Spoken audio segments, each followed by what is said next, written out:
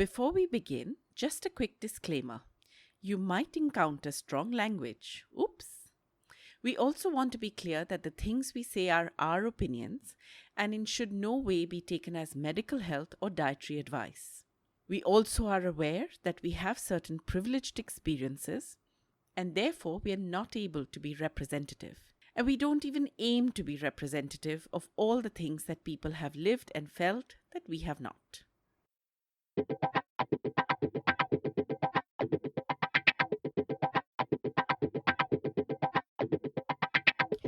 I'm fat, and I'm super proud of the fact that I say it with glee. Wee! So, I'm fat, and I say fuck you to the fatphobic world. So, takes a lot of work, huh? very true. I'm fat, and I genuinely thank my stars for the journey that got me here. It was hard, but it got me here. So, I'm fat, and I think body positivity is bullshit. So, alright. I'm fat, and I do believe change is happening. So, I'm fat, and I demand to be taken seriously. So, acha? Didn't notice. But welcome to Fatso, the podcast where we talk about the joys and sorrows of being fat women in India. Heavy on the joy. I'm Pallavi. and I'm Ameya, and today we're talking about working on yourself. How does that song go? Work, work, work, work, work. Anyway, so I'm not super comfortable with this concept of working on yourself. Largely, I feel because in many ways there's a lot of pressure to work on yourself, and it's always directed towards some kind of externally imposed and utterly ridiculous ideal, right? So, work on yourself so that you can ace the cat and go to IIM. Work on yourself so you land the perfect husband. Work on yourself so you can be the woman who has it all. Work on yourself so you can shake off the shackles of socially imposed disadvantages. Like, fuck off, bro. That's not how working on yourself goes, But I am a big fan of working on yourself to become more yourself. Like, the thing that really annoys me about most of the messaging around self-improvement and self-love and positivity is, first of all, this idea that positive. Listen, you cannot be positive all the time because the whole concept of positive is that acts as a pair with negative. And therefore, if you're always positive, then your charge is zero, and therefore you're not positive at all. Right? So, I find that deeply problematic because the whole reality of the human experience is that it goes across the board. You have all kinds of feelings. You have ups, downs, middles, lazy, fast, hangover, not, enthusiastic about work, lazy. I mean, there's like so many aspects to it. And yet, there's this constant push that work to be a certain way.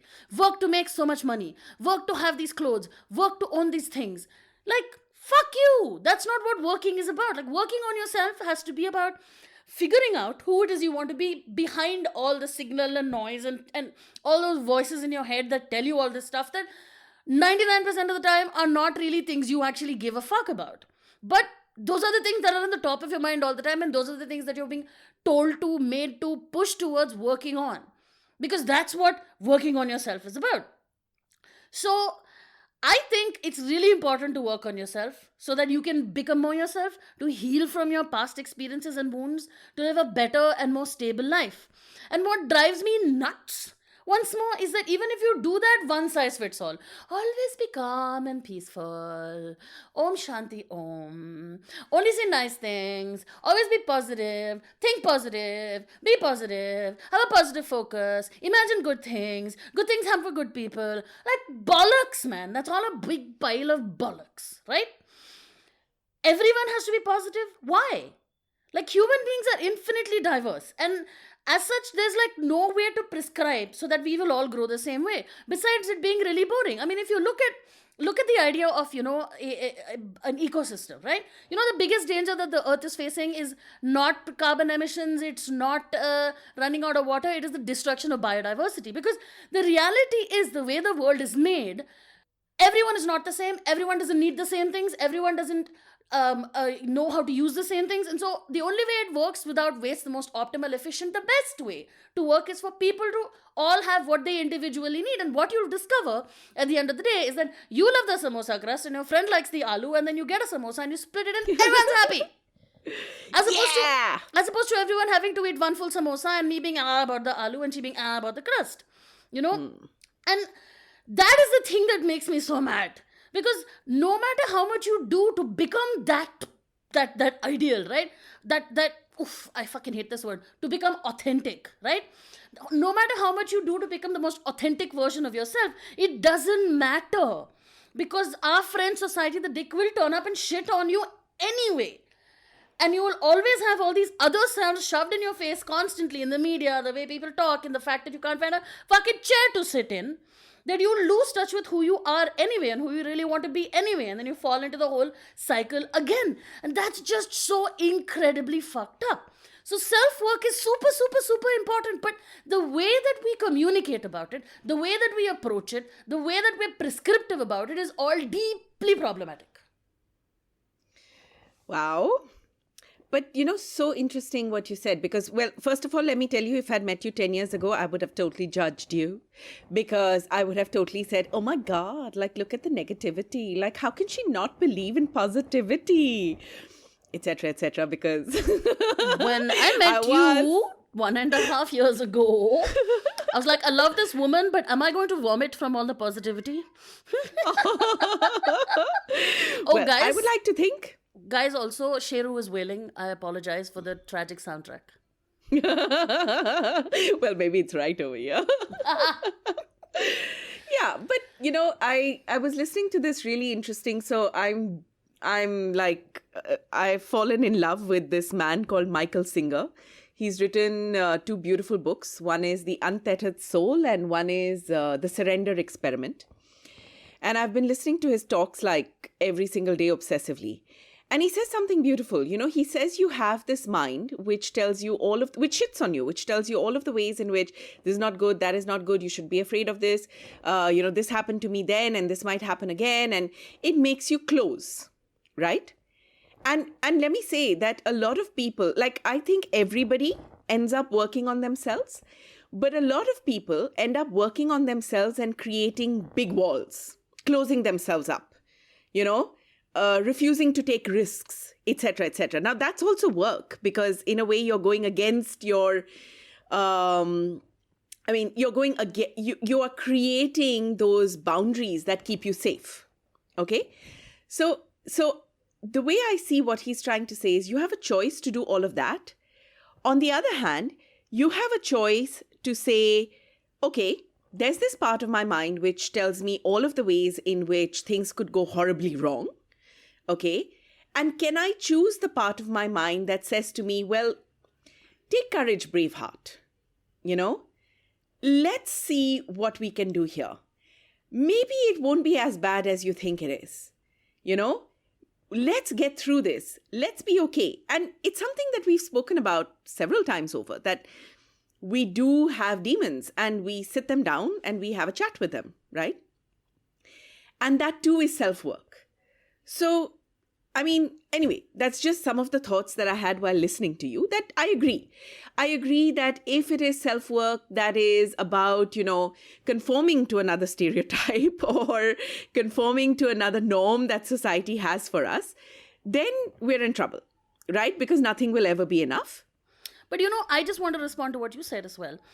I don't disagree that for some people, saying which part of the brain do I listen to will give me more hope or will give me more courage or more strength. And the positive part is that part.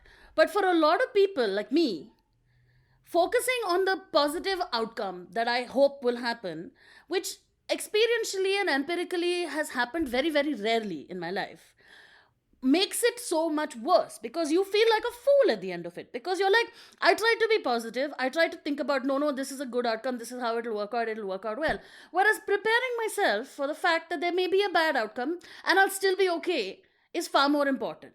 So to me, when people would turn around and tell me that, of course you will meet someone, I said, there is no guarantee that I will meet someone. And they say, yeah, but there's no guarantee that you won't. I'm like, sure. But if I spend my life preparing for the confirmed possibility, or not confirmed, but if I spend my life preparing for the idea that yes, I will meet someone, and I don't meet someone, I'll be a disaster.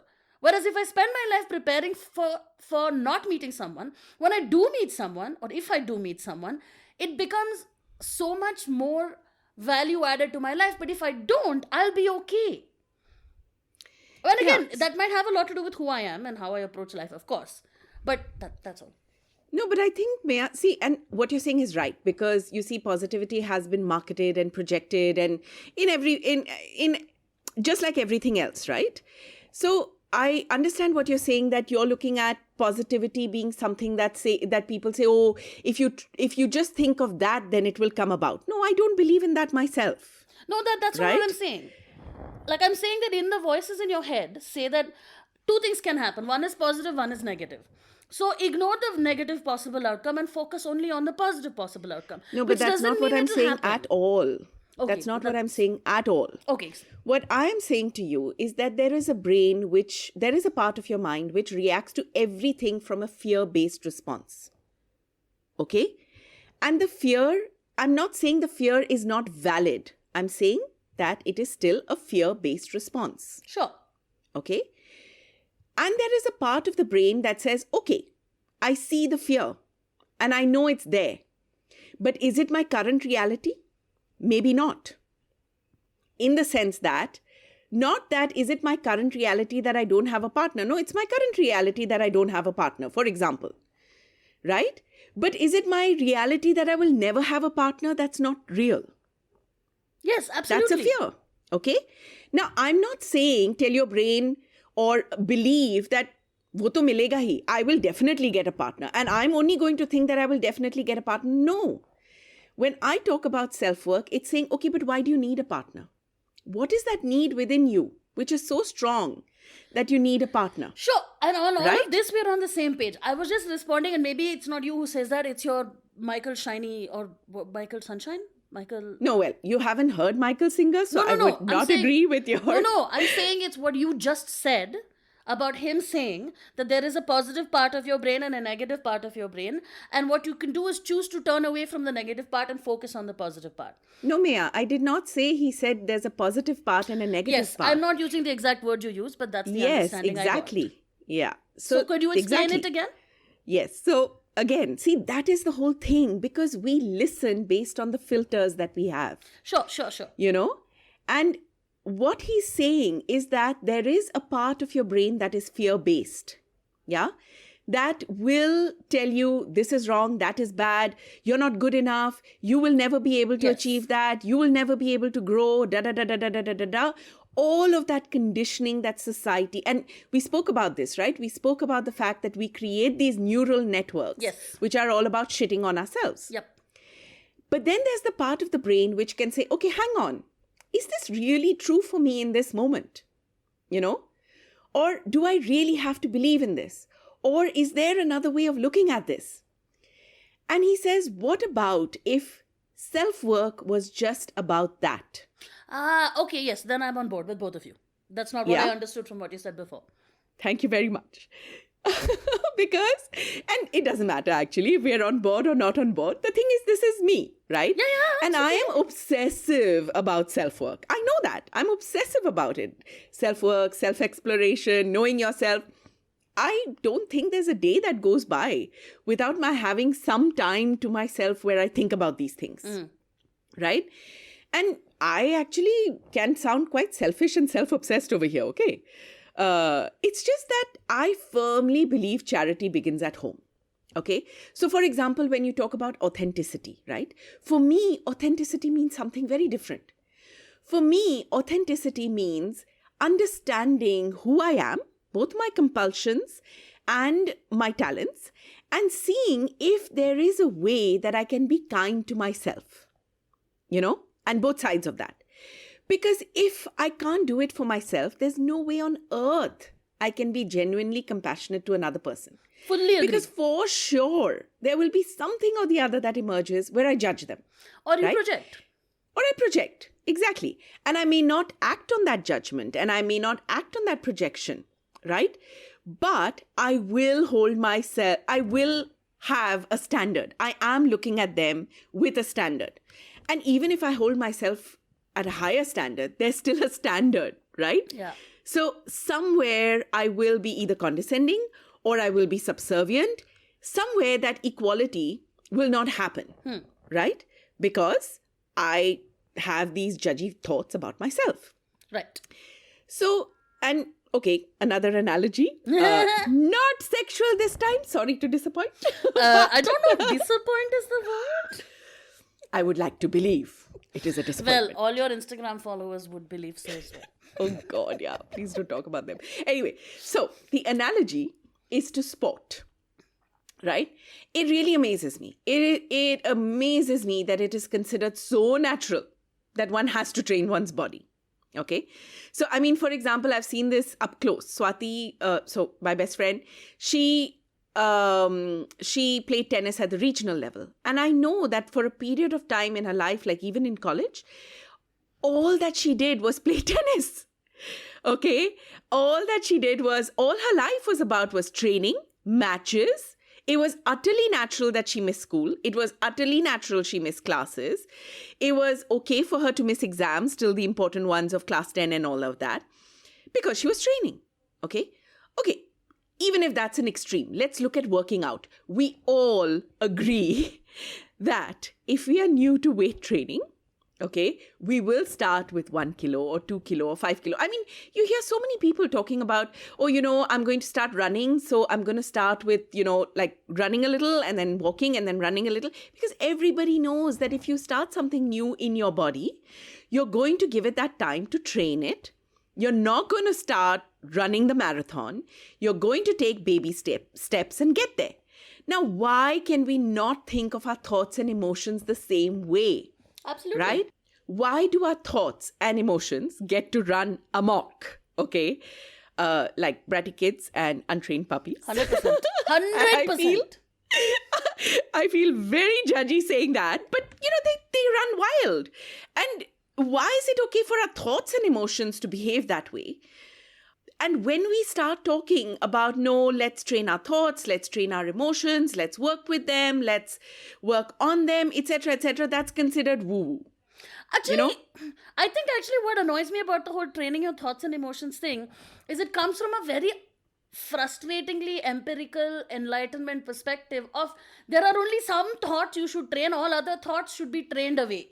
All other emotions should be trained away. So this idea that just as you can have rational control over your body and you tell it, don't be hungry, it won't be hungry. And you tell your brain, don't be sad, it won't be sad. And neither of those things work. Right? What you have to do, just like you need to learn to listen to and understand your body and make space for it, you need to listen to and understand and make space for your emotions to start to understand them and train them. Yeah, but Maya, I'm really sorry that is the experience of people who get into self-work and all that, because that isn't. And if you listen to anybody, I mean, I know how many people I've heard and listened to who talk about training your thoughts, training your emotions, etc. And it isn't about just focusing on the positive. It is about seeing the demons. It is about making peace with the demons. And it is about finding that peace, that acceptance, that neutrality within yourself. Yes. So it is, I find, That's not what really... I was saying. That's what I was saying before. But we already worked that part out. No, but again, I think what you're saying is we only train some thoughts and emotions. No. I'm saying that that's not, no. I'm saying that, wow, we're communicating very badly today. I'm saying that a frustrating thing about trying to train your emotions and your thoughts is that the pressure is always to train them in a certain kind of way, a very specific approach where you privilege the masculine, the rational, over the feminine, the emotional, and that you have to train your emotions. You have to suppress certain emotions. You're only allowed to express certain emotions. You have to intellectualize your emotions if you want to train them. But in actual fact, what you are saying and what I believe as well is that what you have to do is get in the bathtub with the emotion, roll around in it, get to know it so that it starts becoming more sort of fluid, and you are more in tune with it. And it's no longer that the emotion is slapping you and saying, listen to me. And you're like, no, I know I'm feeling this emotion. And that's how you Yeah. actually reach the stage of being able to train them. Okay, so like I've said a million times, is a fractured heart, a fractured mind is as painful as a fractured limb. Oh, yes. But what happens is, just because we don't see it, right? We don't give it time to heal. Forget us giving ourselves time to heal. Nobody else will give you that time to heal, Yep. right? To me, it's criminal, really. Yep. Anyway, before this turns into a, full-blown rant, No, because do we've it, done a do lot it. of this in the mental health episode. I don't want to repeat myself. But let's get back to self-work, because I'm beginning to realize more and more that we really have to talk about this. Or rather, I really have to talk about this. Go for it. Because it's exactly the science I spoke about 2 episodes ago. We have plenty of neural networks that have been built by society's conditioning voice. Plenty of them, right? That is all about conforming to something that we may not be at all. So it is really critical that we build those networks that help us change that conditioning voice of how we can never be enough, and just create that change within our own heads about being able to accept ourselves. And I think for me, I call it the power of as one is. And I truly believe if there's any value that I can birth into this planet, okay, it is this message about how incredibly, amazingly unique each one of us is. And that uniqueness comes from our traumas. It comes from all of the things that make us feel that, all of those demons, as much as it comes from the talents that we have, and it's powerful to discover that, but it's not easy. Okay, there is a reason it's called work. There aren't shortcuts. You have to labor with your feelings. They're not nice a lot of times. The external world is not going to help you. Okay, it's exactly what you said. The whole structure of society is there, building robots, trying to get everybody to conform, and there to tell you, hey, I don't think you're going in the right direction. I don't think this is right for you. Also telling us all the terrible future possibilities of if we don't behave in a certain way, right? Like to be fat is to be unhealthy, for example. Yeah. So yeah, it is swimming against the current, and swimming against the current can batter you. It can, But I honestly don't think there's any other way out. And I truly believe that everybody ends up doing it to some degree at some point of time in their lives, whether they know about it, whether they think they're doing it or not. And I just feel that it would be wonderful if more of us did it consciously. But it is a personal choice. It isn't something that, it's a wish I have, just like fat acceptance is a wish I have. It's definitely not something that I'm prescribing. But yeah, I believe very strongly about it, as you can see. Yes, we can all see this. I guess for me, the thing is, I've always been, I was raised in an extremely empirical, rational space, and I am a very empirical, rational person. I believe very strongly in logic. I believe in updating your behavior, your choices, your reactions based on data that you get. Now, that data can be anything at all that you find out there, how you do something and you get a response from the world, from yourself, you learn. Generally, living is also that only. Now, you do something, you like put your finger in the shiny thing, it burns, you're like, okay, don't put finger in shiny thing, right? Yeah. So, I was always kind of like, what is this self-worth woo-woo shit, man? Ugh, I don't need this woo-woo shit. I'm fine, I'm awesome, I'm smart, I'm clever, I'm like fun, like off. And then in 2012, no, what 12? In 2006, I was hit with some serious depression. I was just like sobbing, unable to do stuff. And so I saw a therapist briefly, and she identified some stuff for me to work on. And she was like, "Now you're fine." And then I went away to live in New York, and many things happened, blah, blah, blah, blah, blah, and all was good. But once again, in 2012, I fell into that same hole where I was again severely depressed. I was really unable to function. And I realized, and again, I was in therapy for much longer, and I learned a lot about myself. And I did a lot of work on understanding what were these external things that I was trying to work towards, and whether or not working towards them was worth it. And a lot of it revolved around being fat and meeting someone, and this whole paradox of, if I lose weight and then someone falls in love with me, can I believe that they love me? And what happens if I ever put on weight again? And I've fought so hard to accept my body, I can't give it up. And a lot of this stuff that's there, which I've talked about quite a few times in the history of this podcast. So once more, lots of therapy helped, crawled out of it in some way or the other.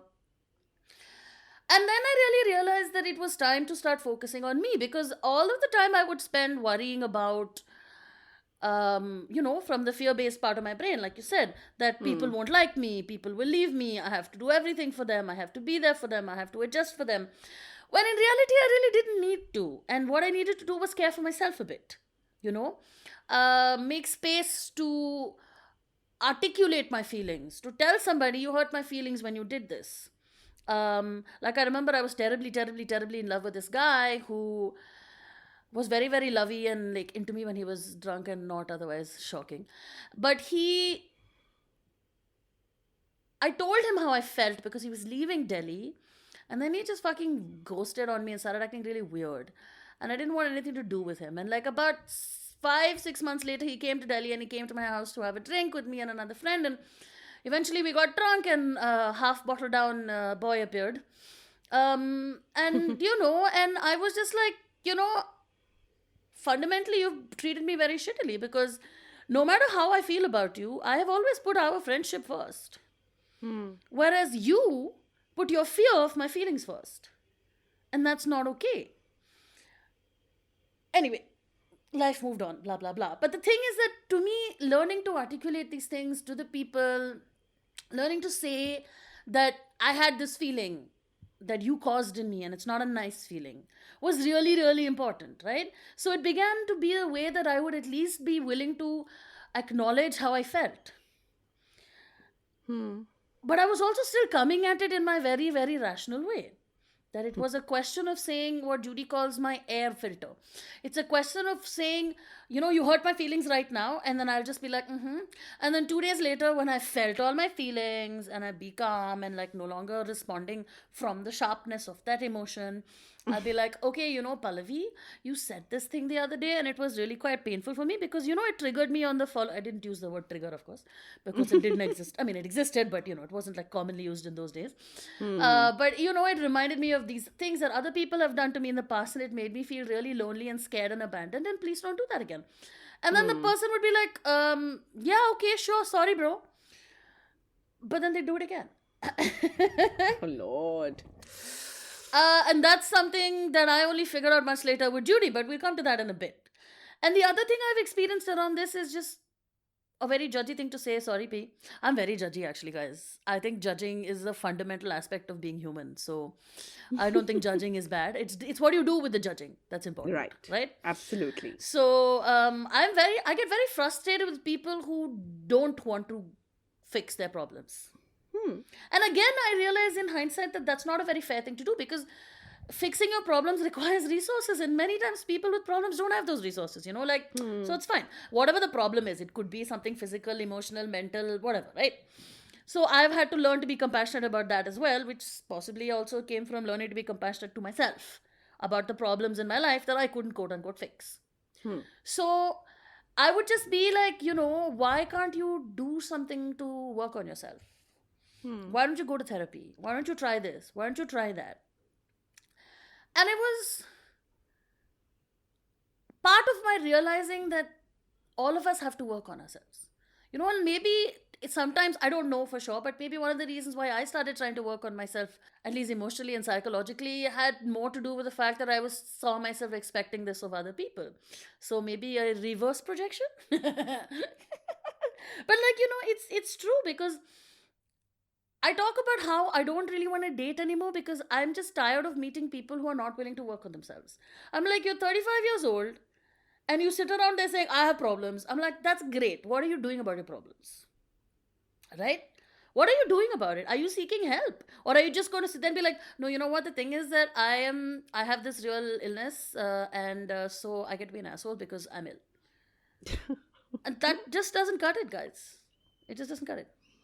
I think self-work, like everything really, just manifests itself in different ways for different people. For some people, it's as simple as saying, oh my God, I'm feeling this way and I just need help. And going and getting that help. Yeah. So, yeah, I think that it does. And as I said, sometimes self-work is just people building up these walls and saying, okay, I'm going to close myself off to everything and I'm not going to take risks. And I'm okay that way. And, frankly, you've also spoken about compassion and so have I. I think compassion is about saying, well, that's your choice. Yes. It's my choice. Now, sometimes you have a choice on whether to interact with that person or not. Sometimes you don't have the choice because family and stuff like that. But it is that person's choice and that is a fundamental right. So, yeah. So, I mean, if I were to go into my personal experience, I could probably do another podcast. Do it. No. And there's this friend of mine who will always say, Ki, Pallavi, please tell me the short summary. Like sankshipt mein, okay? Pressy writing. Yeah. Because, then you can go on and do the story after that, but just take the suspense out of this for me, okay? I agree with this friend. So, short summary. I think it's always for me been about working on that voice in my head which says, you can't do this. And asking it why. And sometimes that voice in my head would actually be quite logical and I would say, yeah, actually that's right. I can't do it. Let's just admit that. All right. And then I'd surprise myself, of course, sometimes. And sometimes I would just, it would actually be something that I didn't need to labor about. So move on from there. But it's always been about that. Asking why, even asking myself, why do I want something? So why do I want this? Okay. Why do I want it so badly that it aches morning to evening? Whether it's a relationship, whether it's money, whether it's a thing I want to get, whether it's a job or career or fame or, whatever else. So asking myself, why do you want this so badly that it hurts so much? And then working on making peace with that need, and or rather making peace with the not having of it. And the thing is, why I talk about this now is in hindsight, making peace with a voice in my head that said, you can't do it, making peace with the voice in my head that said, but I really want this and I don't have it, actually led to my thinking clearly. It actually led to clarity. It actually led to my understanding, oh, but I want this. I definitely want this, And then seeing what I could do to get that.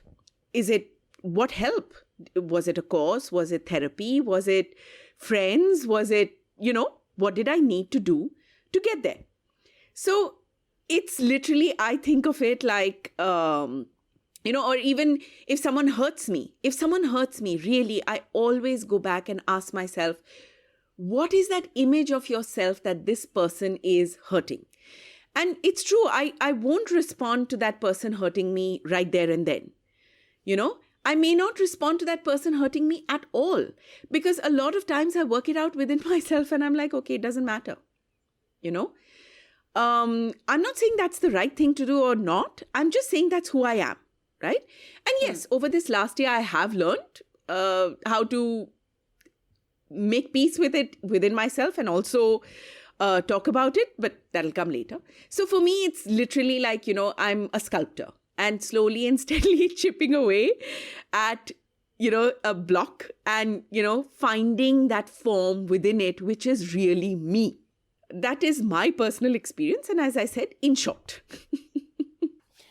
When it came to healing for me, two things I'd say would stand out. My best friend Charmaine, who's been my joking online therapist for years.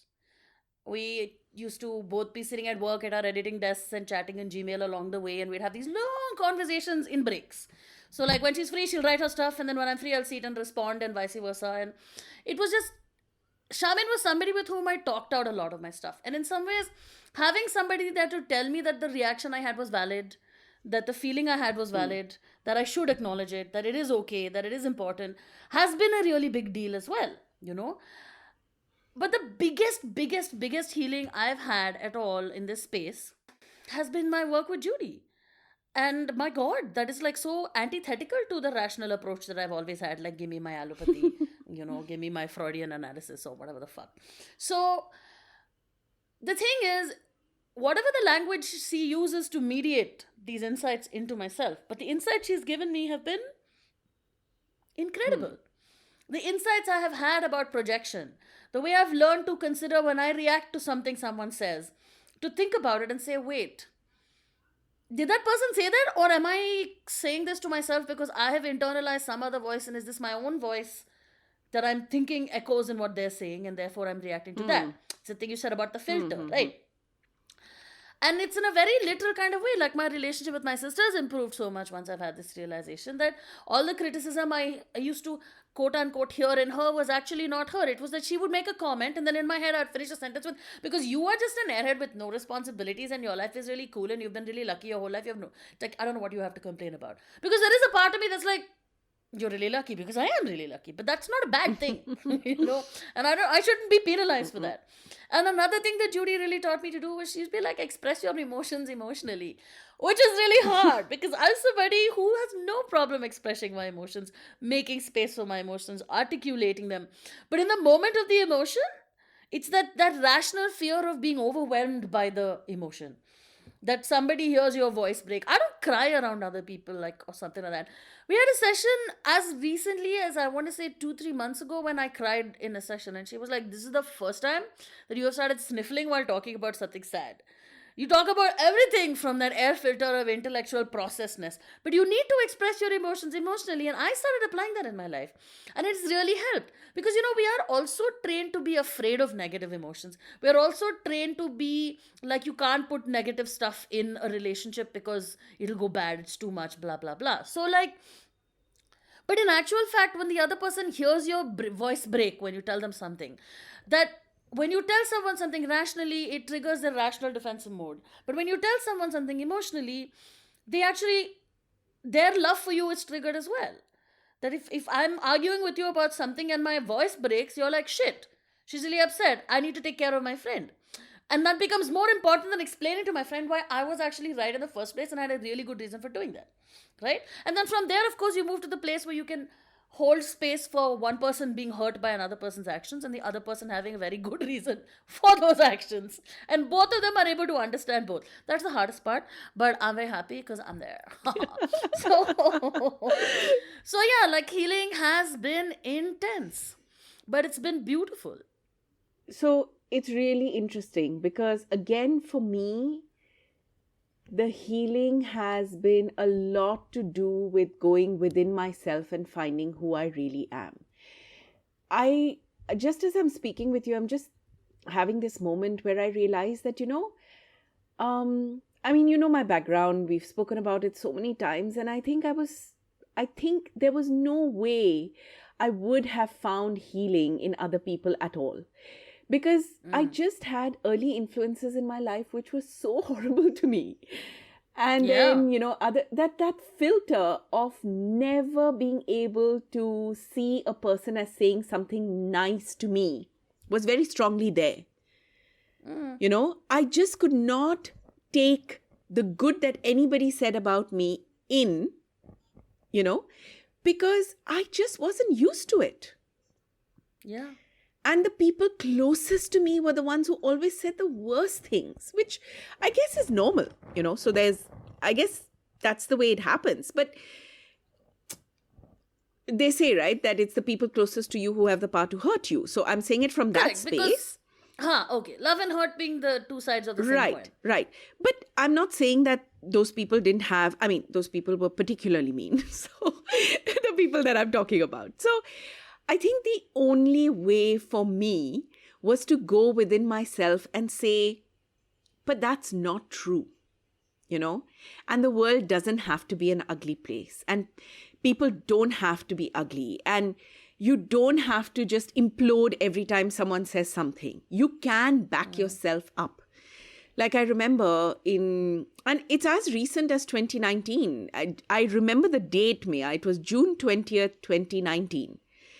And I literally felt like the rug had been pulled out from under my feet, because everyone that I trusted, and the last person I had spoken with just 5 minutes ago, had broken my trust. In that, that was the last person. And I just told myself, I said, fine, fine. If there is not a single person in the whole world who can believe in you, who can believe in the way you think, who can, understand you, then fine. But you have to back yourself up. So for me, it was about getting to that point where I said to myself, Pallavi, you may stand alone, but you stand by yourself. And that was my healing. That has been my healing. And yes, I mean, post that, working with Judy, this podcast, just being friends with you, and what happens to us on a daily basis, and, how we deal with it, how we handle it, how we speak to each other, how we communicate, there's just that space of safety in one's heart, where that, okay, this space is safe. So you can say what you want to say. You can feel what you want to say. You can argue if you have to. You can rage if you have to. You can cry if you have to. I think just that. So all of these things have added to that healing. Yeah. But for me, it is still, even today, about being able to say, baby, you can back yourself up. You may be wrong in backing yourself up sometimes, but it's okay. You can do that for yourself, And yes, this last year has then taught me how to call people out and say, listen, this is all okay. And sure, fine, I agree that, I believe in forgiveness and so on and so forth, even though sometimes forgiveness can sound very condescending. What I mean is, I believe in not carrying the hurt forever and ever. But I will call you out. And I have called out the closest relationships in my life over this last year and set boundaries and said, sorry. But if you insist on being who you are and not seeing the fact that, it causes me hurt, then fine, you be who you are. But I don't then need to interact with you. And don't expect it of me. So, yeah, so this has been about developing that ability and not taking things so personally then. Also, being able to handle a spectrum of emotions, being able to handle rejection without crashing completely. I mean, I do have difficult times and broken heart and, all of that stuff, but I don't crash the way I used to. Yeah, I got to agree with you there, because one of the things that happened through all my self-work last year was actually finding that wellspring of anchorage in myself.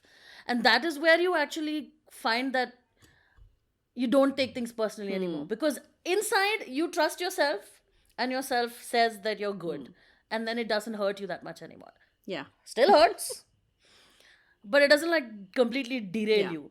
But I have to say one thing here, P. If there was anything at all in the world that could make a case for your kind of self-work, it's you. Because when I look at myself, I have always, no matter what, since I can even remembering, I have always known in my heart of hearts that no matter what, my mother and my father will show up for me, they will support me, and they love me.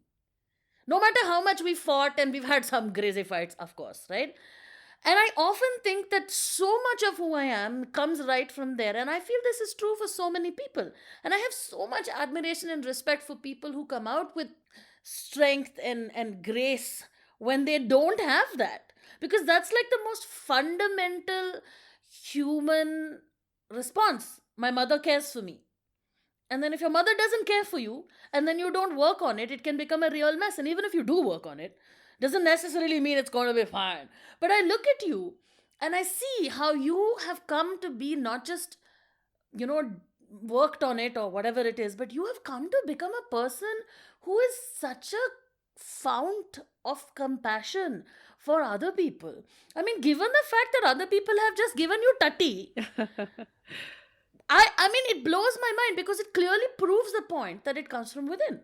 That it comes from working on yourself, with yourself, focusing on yourself, supporting yourself, building yourself up. And then you can still, in that moment, with all that learning and all that empirical evidence of betrayal and shittiness and horribleness, you can still find it in yourself to be compassionate to another person. And it's one of the most beautiful things I've ever seen. Thank you, Mia. No matter how much I argue with you. No, I mean, You don't have to respond. no, now. It's okay. I want to say that, and that's the positive side of the healing, because I know I stand today with zero support from what people would normally consider support. Yes? Correct. I don't think there is a single member of my family that I could call if I were in trouble. I mean, my emergency contact is you. Damn straight, Yeah. bitch. And I have friends who I know have my back, but I cannot take friendship for granted, Yes, my love. because there have been friends whom I thought had my back and then who didn't. Yeah. So that is the truth of my life. And yet I know I have come a long way, and I Yeah. know what my talents are. I can say today that there is this value that I add to the world. Damn straight. And that's unique about me. And I understand myself and I believe in myself. So good enough. I'm happy with that. And that's just the thing. Because there's all these people who have all those accoutrements that you expect, who don't believe in themselves and who don't shine like a beacon of light, and you cannot be compassionate to other people. So, my darling, I just wish you could have come to this in a better way. I mean, it sucks that you had to go through so much horrificness to find yourself, but I guess that's the lesson of the world, that sometimes you have to, it's what you do with what you're given, and I can't think of anybody who has done more with what they've been given than you. Correct. And I have done. I mean, I've had really shitty friends, but I've always been able to call my mother when my friends are being shitty. I've always been able to pack up my shit, get on a plane, and go home. Yay. And I'm so glad you have that. Yes, and you can also have, don't worry. And now, before I start crying a lot more, let's talk about demons! yes. My demons are that I will start crying while recording. Sorry. You did it, Maya. No. You made me cry on the podcast. It's okay, you made me cry also, so Lily. it's all right. Well, I guess my demons, I lose my way, but then I guess we all do. I still think, oh God, my tummy's sticking out. I still go, am I good enough for this job? Oh, am I stupid? Oh, I put on weight. I still find myself playing out patterns that I thought I had broken. But you know what's really been different about it is the fact that when I'm sitting and eating compulsively for 2 months, I don't go into a spiral of horror and shame and then eating more to feed that emotion and calm it, and then even more horror. It becomes like a vicious cycle, right? But what I do is I sit down and I say, okay, what's happening in my life? What am I anxious about? Am I really, okay, this is my usual anxiety pattern. Is that what it actually is? Okay, it's not. So what could it be? Okay, and then finally, I figured it out. And it's really amazing because now that I figured it out, the second I start feeling compulsively eating again, I just like, oh, I know this is what I'm feeling upset about. So work on that and this goes away. And it's amazing. It is. Right? But there are still plenty of times when I am frustrated, pig-headed, judgy to myself, no compassion for myself, quite often no compassion for other people. But that's because I'm a mean old bitch. So, yeah, I mean, the demons are there. The demons are always there because there is... The thing about working on yourself is the day that you're done is the day you die. That's true. Otherwise, you're always working. Like the 5 minutes before you die, you're still working on Yeah. yourself. Yeah, so I think my demon is just the fear that I will lose the ability to back myself up. Really. Really. I mean, yeah, I would be scared too. So the fear that a situation may cause me to lose that agency, which is why that demon is about falling sick and being in hospital or whatever, because, then I may lose that agency for whatever reason. But yeah, at the bottom of it all is just this fear that, oh my God, what if I lose my ability to say, it's okay, Pallavi? Then we will put you on a bed, we will put on surround speakers and play you this episode. Yeah! Yeah! All right. So this was supposed to be uplifting. I know! It is. I think the problem with the heaviness may be us, not the topic. I agree! Oh my God! Oh God. Anyway, guys, thank you so much for listening. Absolutely. And as always, you know that we are at Fatso Podcast. Now there's a long list of things because it's Instagram, Twitter, Facebook, Substack, Gmail. So yes, follow, like, share, subscribe, share. Also interact with us because we do have a whole lot of other content that keeps coming up. So yes, stay in touch. And this episode is recorded into undisclosed locations in NCR. Ameya will be doing our edits as always. Such a hardworking girl. She has tried to teach me. I have tried to learn, but this episode is going to be a pain in the ass. Maybe not. Maybe not. All the episodes we think will be horrible actually turn out quite well. So anyways, let's move on. Our music was recorded by Anand. Our logo was done by Yesh. Our initial photos were taken by Suraj. We need more. But goodbye for now. Suraj, come back to Delhi. Bye, guys.